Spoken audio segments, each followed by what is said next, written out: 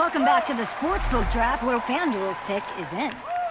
With the first pick in the 2025 Sportsbook Draft, FanDuel selects the Kentucky Derby.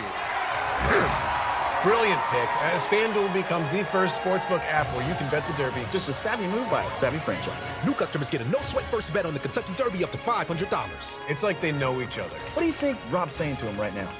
Probably something about oats.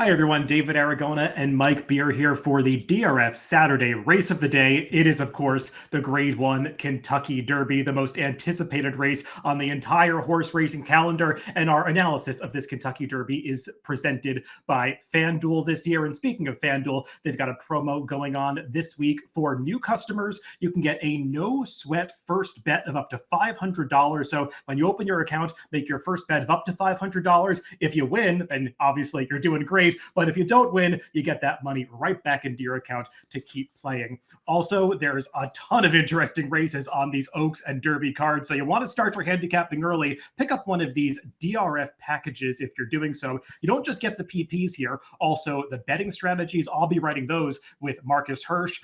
We give out picks for the entire cards, analysis, bets, so make sure to check that out. The player's guide with picks from all of the DRF talent, as well as insights into these runners and their pedigrees, and also the clock reports from Mike Welsh, giving you insights into how these horses are doing coming into the race. So check out more about those packages where you can save up to 39% of the value of all of these things together at shop.drf.com. Also, one more thing, stick around till the end of this video because we'll be doing a giveaway and we'll give you some details about that, giving away some things. We'll tell you how to get into the pool for that after we go through all of these horses in the Kentucky Derby. And don't just fast forward to the end because, Mike, we think we're going to have a pretty interesting discussion about this Kentucky Derby. It's a fascinating race to handicap. It really is. And there are so many horses in here that I struggled with, David, where I just don't know what I want to do with them. I do feel like, as far as the morning line goes, I feel like they got the right two horses at the shortest prices. After that, it just feels like a bit of a crapshoot to me.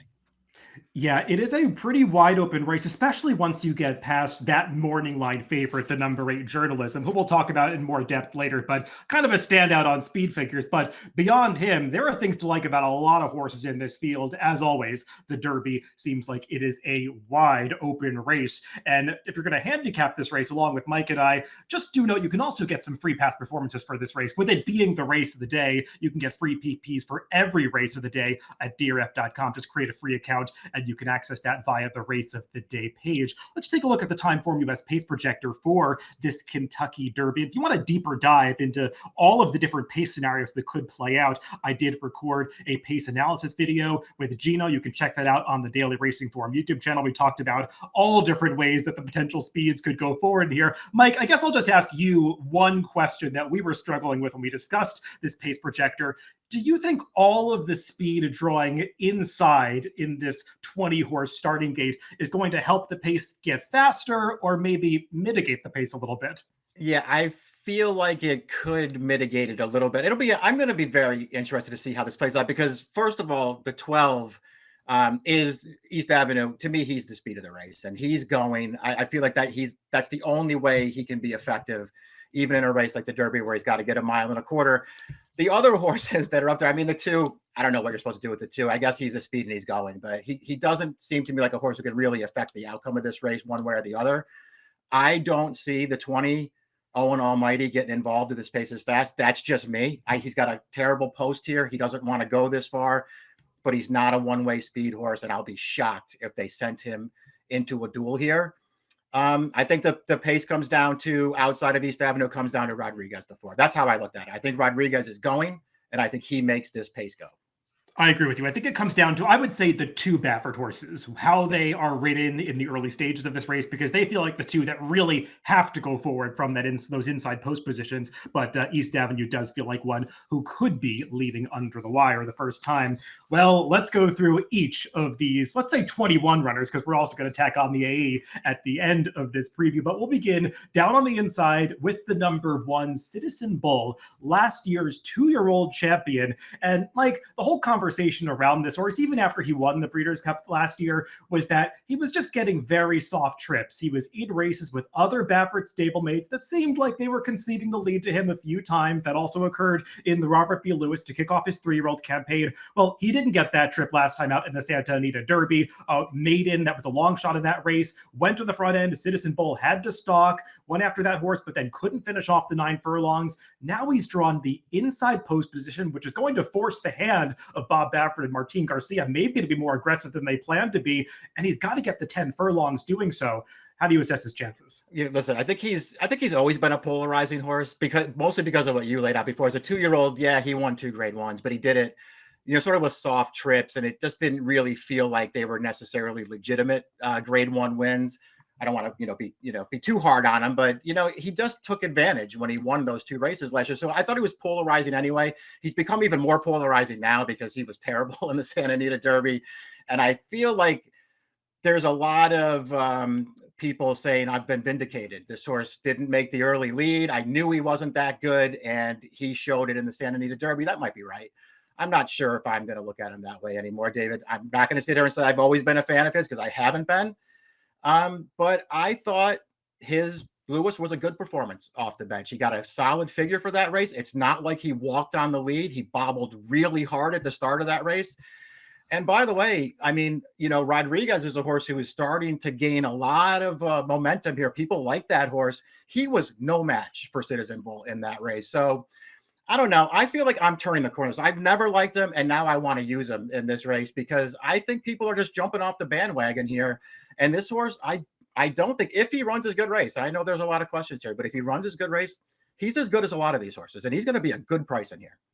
Mike, I know you and I both take trader quotes with a grain of salt, but Bob Baffert did say after the Santa Anita Derby, he thought he didn't have this horse fit, didn't work him hard enough. I rolled my eyes at the time, but he's stayed true to his word. He has put this horse through a rigorous training schedule heading into this race. We'll see if it makes a difference. The number 2, Neoecos, is going to be one of the bigger prices in this Kentucky Derby, and he's another one of these horses with tactical speed drawn down towards the inside, though the connections have said that they don't anticipate he's going to be the most aggressively ridden in this race. They're hoping to take up a stalking position. Mike, he faced some horses that'll meet again here, including Sovereignty in both the Fountain of Youth and the Florida Derby, and he just couldn't finish off those races as strongly. Yeah, exactly. I mean, he wasn't, totally embarrassed in the 2 graded stakes races, but he also never looked like he was going to win. He just kind of looked like those races were too tough for him. The Derby also just looks like it's too tough for him. He's going to be a really big price in here. And he'll be probably forward without being on the early lead, but I just don't see how he can beat these horses. We talked about Citizen Bull being a polarizing horse in this race. I think another one of those is the number 3, Final Gambit, a horse going out for the Brad Cox stable, now the lone representative for Brad Cox after the unfortunate withdrawal of his top hope to Pan Street earlier last week. And Mike, this horse was a visually impressive winner of the Jeff Ruby Stakes last time out, closed from last to first in doing so, got a fair pace to close into, but he still just ran over the top of the field very impressively. The big question with him is the switch to the dirt, because he's had all of his success on the synthetic surface at Turfway Park recently. But I've got to say, I don't want to make too much of workouts, but I have watched his recent workouts and compared them to the way he was working on dirt prior to making his debut last year. And it really feels like this might just be a horse that has improved a great deal in the overall sense over the course of his racing career. It's exactly how he looks on paper too, because you mentioned how impressive he was when he, jumped up with the big figure last time in the grade 3. He was also really impressive when he broke his maiden, I thought, coming from last time. I mean, I know only got a 63 buyer. I thought he looked really, really good winning that race. The surface switch is obviously a huge question for this horse. We'll see how he handles that, but it seems like he's got the right running style for this race where they're just going to sort of sit back and let him make one run. And I believe he has an awful lot of talent. I couldn't quite get there. You're not going to see him in my picks anywhere. I could easily use this horse somewhere at a big price. Yeah, everyone's talking about which closers they want to use in the Kentucky Derby. A few of them are going to be shorter prices. This one is probably going to be somewhere in the double digits, around 20-1. The number 4 is Rodriguez. He is the other Bob Baffert trainee in this race, and we'll take a look at his most recent victory when he was the winner of the Grade 2 Wood Memorial at Aqueduct, this allowing him to punch his ticket to the Kentucky Derby, finally getting away from those Bob Baffert stablemates. You mentioned it earlier, Mike, that he was no match for Citizen Bull when they faced off in the Robert B. Lewis, but also he was not sent to the lead in that race. He was rated off Citizen Bull and just didn't look the most comfortable getting that trip. Same thing in the San Felipe, a disappointing performance, but they rated him off another Bob Baffert stablemate that day. They put Mike Smith on here, took the blinkers off, went straight to the front end, and he was able to wire this field and won pretty convincingly in the end, Mike. Just hard to envision him getting this same trip in the Kentucky Derby. Yeah, they're just going to have to go a lot faster, if nothing else. I do believe that they will be aggressive with them, though, from the gate here and try to make the lead if they can. That's just my opinion of how they'll do it. He's got 2 really fast races, and that obviously makes him interesting in here. I'm just of the opinion, David, that first of all, and I'm not going to take too much away from the Wood because he looked good winning, and it was a fast race. It was also, in my opinion, a terrible field. I mean, outside of him and Grande, there was really nothing else in there. The other horse, the Dutrow, actual favorite in the race, just didn't really run that well. So I don't know. I'm trying not to give him too much credit for that win. He's not getting an easy early lead in this race. And at the end of the day, the longer I looked at it, I just decided if I was taking somebody out of the Wood, and I don't know if I'm taking anybody, but if I was, I would take the runner-up. The number 5, American Promise, is another horse that probably wants to be forwardly placed in this race. And Mike, I've been checking a lot of our YouTube comments lately as we're, taking strategizing around this channel, and a lot of people are really a fan of this horse. And it seems like they're taken by the fractions in the final time that he achieved last time in that Virginia Derby when he set a track record 1:46.2 for the 9 furlongs. Now, I know that we're more disciples of speed figures, which take track speed into account, and the Colonial Downs surface was playing as fast as any surface that you'll see in America when he won that Virginia Derby. That said, this horse has continued to improve over the course of his career, very much the style of trainer Dwayne Lucas, who certainly knows his way around the Kentucky Derby. I'm curious what kind of trip you envision for this horse. Yeah, that's the biggest question for him. I would also point out, though, as far as that Virginia Derby, because they don't run that many dirt races there, so a track record isn't that big a deal. My opinion of this horse is I'm not totally convinced that he can be, really effective if he's further away from the pace. It worries me, except that he's going to be a big price. And so I'm just really not going to let it affect how I handicap this horse. I'm not totally convinced he's good enough. The thing that I like about him is I feel like he's going to get the 1.25 miles. And I think the most recent race, I know it was the Virginia Derby. I know it was, one turn, and I know it wasn't the toughest competition. It's the best race he's ever run. I think it's the best I've ever seen American Promise look. And he was one of the long shots that I thought was interesting. Yeah, my one concern with him compared to the other speeds is he's not the quickest that first step away from the gate. He's a little slow out of the gate, and sometimes that could be a big problem for a horse that wants to get forward in the Kentucky Derby.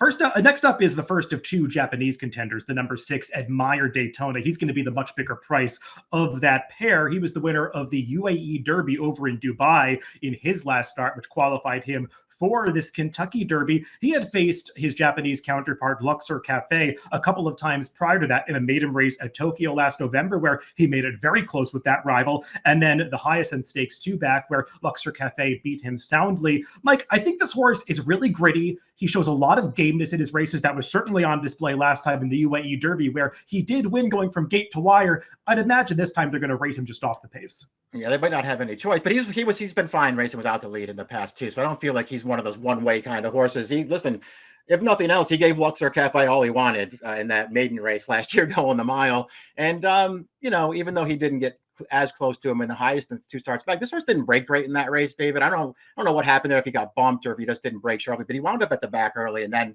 on the outside to the stretch. I thought he ran fine in that race. I still think Luxer Cafe is the better horse of the 2, but this one's the much better price of the 2. Yeah, I'm really curious to see how these Japanese horses get bet this year because obviously Forever Young attracted so much buzz coming into the Kentucky Derby last year and ran a great race. And it seems like these Japanese horses are garnering more respect as we continue on and they try to tackle these major races around the globe. We'll see what price the number 7 Luxer Cafe goes off at because he's 15-1 on the morning line. He's priced much lower at different places around the world when you look at different bookmaking sites. And I can understand why, Mike, because this horse has shown star potential in his races overseas in Japan, especially the most recent of those. We'll take a look at his last race in late March, the Fukuryu Stakes, where he won going 9 furlongs, same distance as the other horses that have been campaigned in America, and he showed a wicked turn of foot at the top of the stretch to put this field away. Not really sure about the quality of competition that's behind him this day, but he's looked like this in both of his 9 furlong races leading into the Kentucky Derby, and maybe he's going to fly a little bit more under the radar than Forever Young did last year. Yeah, maybe he will. I don't know what price he will be in here. And to be honest, David, I'm not sure what price I think he should be in this race. He's a really, really tough call for me because I can see the talent when I watch him run. Like, as you pointed out, I don't know what he's beaten in those 2 9 furlong races. Maybe it was nobody. It's hard not to be impressed when you watch him, though. This horse is push button, and he really finishes through the stretch. He really does. I think the one concern with him is potential kickback because they've really tried to avoid it with him in his races in Japan, and he's going to have to face some kickback drawing post 7 here. Next up is the morning line favorite for the Kentucky Derby, the number 8 Journalism. And Mike, this horse has just done absolutely nothing wrong ever since they stretched him out around 2 turns. He's won all 4 of these route races in a row, including the most recent that we'll take a look at, the Grade 1 Santa Anita Derby. That is Bayza, who's ranging up at the quarter pole on the outside, about to take over the lead, but Journalism pops out side of him and just unfurls that long stride as he's able to reel in Bayza and everybody else to win the Santa Anita Derby going away. And we picked this up after he had a little bit of traffic around the far turn. So we know this horse can negotiate traffic, but he's done so in small fields, Mike. And I feel like that's the major narrative around this horse now among those that are really trying to knock him moving into the Kentucky Derby is that he has just beaten 5 horse fields 3 times in a row. Are you concerned about that? Yeah. I mean, you have to, at least, you don't have to be concerned about it necessarily, but you have to take it into consideration. And I'm not surprised that it's being constantly brought up because he is going to be the favorite and you are supposed to try to poke holes in him. It doesn't mean you're supposed to, force yourself to bet against this horse, but you're supposed to try to find reasons to do it. And then if you can't, then you just move on. But I think that would be the one thing that would maybe make you have a little pause about taking a short price on him. There were only 4 other horses in that Santa Anita Derby we just watched, but they did try to race ride this horse and keep him in the box there. And he just, after he had to, sort of do a little checking there, just forced his way to the outside. And he's such a strong finisher, David. I mean, the 1.25 miles is no problem for this horse, but he's not a 1-run closer. So he'll probably have the jump on the horses coming from, well behind in here. And it just doesn't seem like he's going to be slowing down at the end of this race. I don't know. I had a really, really tough time knocking this horse. It doesn't mean I'm going to bet him as the favorite, but he's way the horse to beat, in my opinion. He really is. I mean, just going back through the past decade, I find him to be one of the more convincing Derby favorites that we've seen recently. We'll see if that translates into a victory. The number 9, Burnham Square, is another horse who should be finishing strongly in this Kentucky Derby. We'll take a look at his most recent effort in the Bluegrass, where he did win, coming from last to first in a 7-horse field. And Mike, he certainly got pace to close into this day. East Avenue, who set the pace in here, was on a mission and really battles back when Burnham Square challenges him in the stretch. But that you're always going to get that relentless late run from Burnham Square, and it doesn't feel like distance is going to be any problem for this gelding. Exactly. He wants to go long, and he's a horse. He shows here in this race that we're watching right now that he can sit off of a fast pace and come running, and it's kind of what you're looking for maybe in this Kentucky Derby. So maybe it really helps this horse.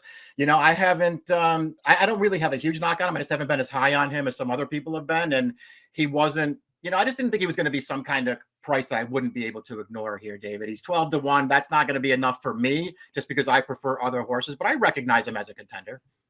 The number 10 is Grande, and he feels like a horse that is starting to pick up some steam coming into the race, just as people reassess that Wood Memorial last time, where I think it's fair to say he did get a tougher trip than the winner Rodriguez did. He got a little shuffled back into the clubhouse turn and was just wide every step of the way, covered more ground around those turns than the rail-hugging Rodriguez. And yes, he was beaten 3 lengths by that foe, but I think the ground loss probably did have something to do with that. Mike, I got a couple concerns with him. One is just how lightly raced he is. He's only gotten 3 starts under his belt, only 1 in a stakes race. So he's really spotting seasoning to the others. And I'm still a little bothered by this light work schedule for trainer Todd Pletcher, who is generally so formulaic with the way that he works his horses. And the fact that he only gave this horse 1 drill since the Wood, it just bothers me. Yeah, I don't like those things about him either. And I think it's probably, the longer I think about it, I think it's probably going to be enough to keep me away from using Grande in this race. I like him as a horse, and I feel like, he's one I really want to pay attention to through the summer and towards the end of the year, because I think he has a chance to be really good and to go with these horses down the line. The way they've handled him, and we already sort of talked about the Wood. I would prefer to use him over Rodriguez in this race. I don't think I'm going to be using either one of them. Up next is the number 11 Flying Mohawk, another horse that's supposed to be a gigantic price in this race. And he's another trying dirt for the first time, just like Final Gambit, who beat him in the Jeff Ruby Stakes last time. Mike, that was a race that completely fell apart. Final Gambit came from last to first. Flying Mohawk came from second to last into second at the end. So they just kind of flip-flop positions. He doesn't have that much dirt pedigree, even though Caraconde is a pretty versatile sire. I think he's a talented turf horse. This is just not a spot that interests me for him. Yeah, exactly. I like him as a turf horse, but I don't like him, making his dirt debut in the Kentucky Derby at all. The number 12 is East Avenue, that horse that we expect to go forward from the starting gate. He was shown leading on the pace projector. And Mike, he showed so much talent during his 2-year-old season in that debut victory and then the Breeders' Futurity. But both of those were races that he just got to completely control on the front end. Obviously encountered the adversity at the start in the Breeders' Cup Juvenile. The Risen Star, a real head scratcher for him, but they did rate him off another speed rival that day, and he completely folded his tent. I did at least like in the Bluegrass. We already took a look at the replay for Burnham Square. He was the one in those blinkers down towards the inside that was battling back at the end. And I like that East Avenue showed that fight once the field came to him mid-stretch, because we hadn't really seen that from him before. And maybe the blinkers helped with that a little bit. It feels like they've got to go forward with him and just hope that he can bottom out this field. I think there's talent here. I just worry about the pace. I agree. I think he is a talented horse. I liked the same things that you noted in the Bluegrass. I really liked that he didn't just let these horses run by him at the end of the race. He really fought. What I don't like, I didn't like that first of all, that he went to his wrong lead late in that Bluegrass. He was getting tired, and now he's going to have to go even further than that. And I think that's a real issue for him. And even though, we talked about that pace a little bit, David, I know maybe all the horses that we showed on the pace projector won't be going aggressively. Somebody's going. And this horse is going to have to go fast and last the 10 furlongs. And I just think it might be too much to ask. The number 13 Publisher has the opposite kind of running style to East Avenue. He's going to be launching from way back in the pack, and he'll be doing so trying to pass everybody. And if he does, it would be the first victory of his career, because he is a maiden coming into this Kentucky Derby, meaning he's never won a race before. Mike, this horse obviously has a good finish on him, but when I watched back the Arkansas Derby last time out where Sandman beat him, I thought he just followed Sandman into the race in a race where the pace was completely collapsing. He popped out at the top of the stretch, had his chance to run that rival down, and just couldn't stick with Sandman. Yeah, exactly. And that's why, when you're running in grade 1 races with a huge purse, that's why you try to get Flavien Pratt if you can, because he'll give you that kind of a ride. I mean, he did everything exactly right in there, and Publisher ran his race. And he wasn't good enough. He's a nice horse, David. He's had some trouble along the way, but he had no trouble last time, and he just wasn't good enough. So now you just have to decide if you think the Kentucky Derby going 1.25 miles against 19 other horses, is this going to be the day that he breaks through? Speaking of horses who got great rides in their final prep races, that also applies to the number 14, Tistastic, who was taken back at the start of the Louisiana Derby like they had a plan to just rate him early and hope that the field could not get the distance. That turned out to be the case, as they went a little bit too quickly up front, and he was just able to mow them down, saved ground on the turn, popped out in the stretch, and was able to beat those rivals. And I think stamina definitely has to be considered this horse's greatest asset, Mike, because the distance is not a problem. He's going to be finishing at the end. For me, it's just a question of whether or not he can stack up with some of the best 3-year-olds in the country at this level. Yeah, exactly. I'm going to, my personal opinion is that he can't. I've never liked this horse. I don't really like any of his races. I know he moved forward last time and he showed that he can, take advantage of a really fast pace and then run, obviously the best race of his life in that spot. Maybe it happens again here and he, winds up making me look foolish. I don't like this horse at all. The number 15, Render Judgment, was a late addition to this field as Connections decided to go at the very last minute. He kind of snuck into this race on points, getting 10 points for that 5th place finish in the Bluegrass, where he was never really a threat. I get that his speed figures are improving, Mike, but he would still need to take a huge step forward against this field. Yeah, exactly. I mean, he hasn't run a race that's going to make him competitive with these horses so far. If you think he's going to do it on Saturday, have at it.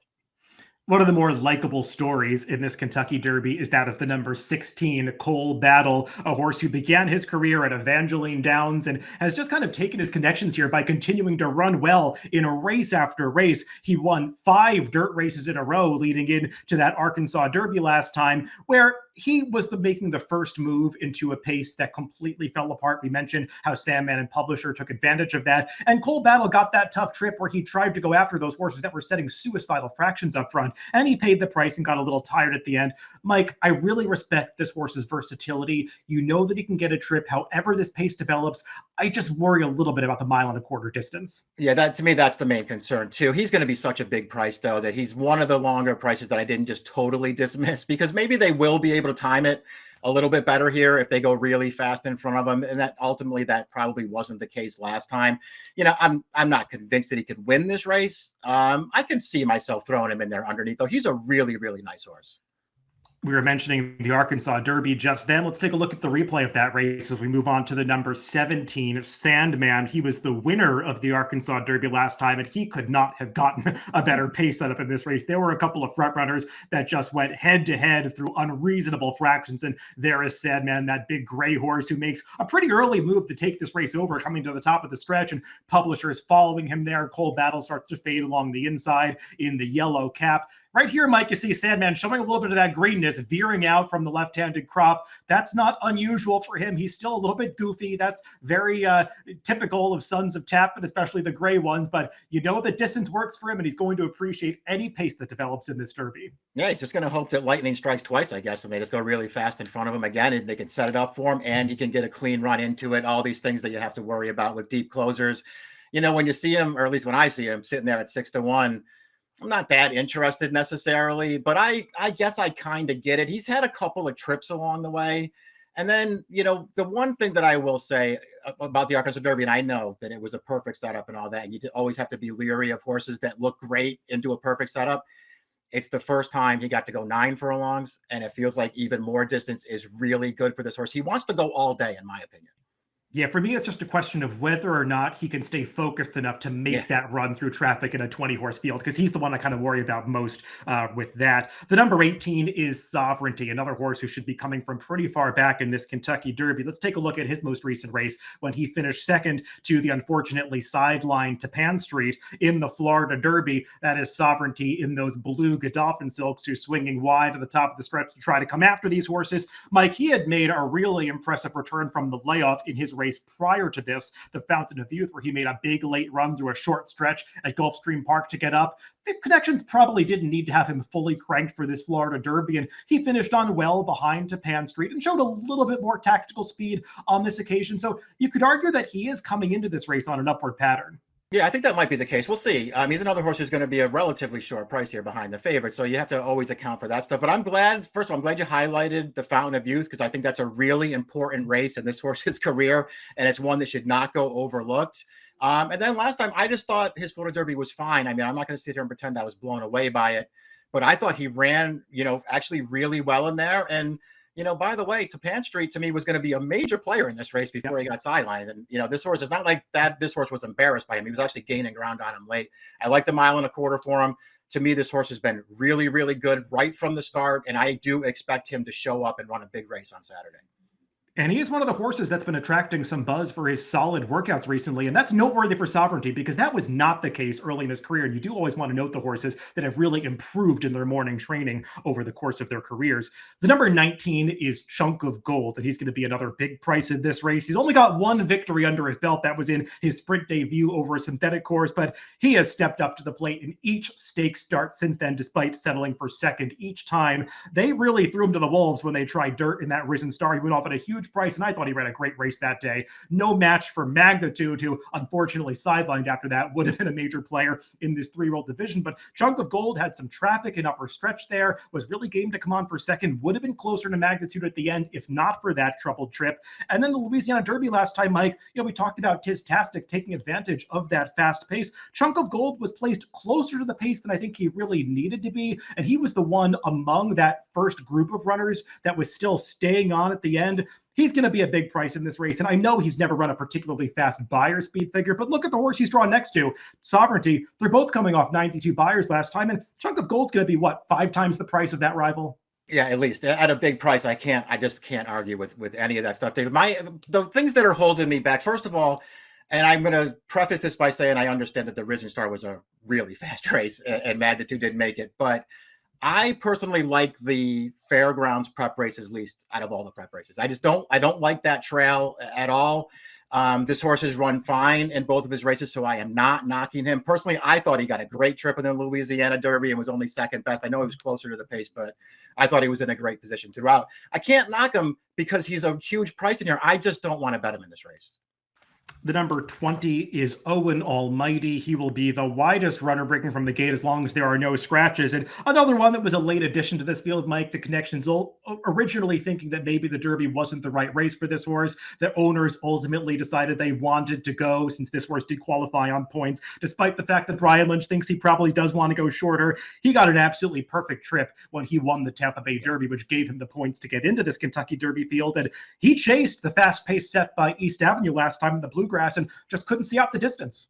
Yeah, you could see him pay the price going 9 furlongs in a fast-paced race last time. I really, really like this horse, and I wish they weren't running him in this race.